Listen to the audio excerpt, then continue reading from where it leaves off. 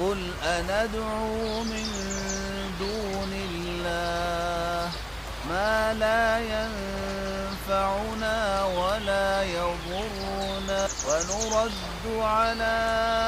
أعقابنا بعد إذ هدانا الله كالذي استهوته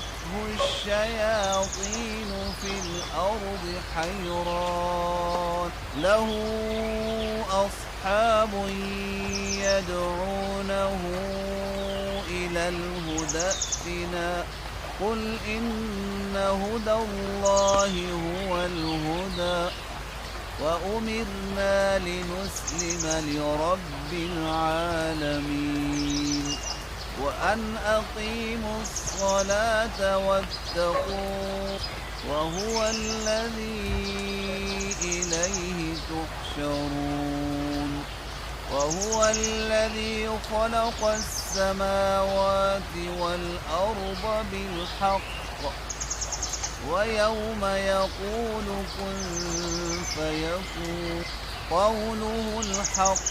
وله الملك يوم ينفخ في الصور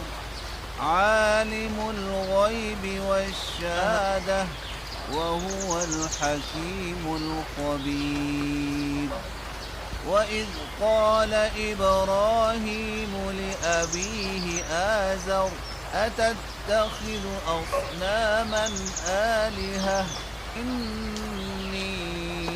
أراك وقومك في ضلال مبين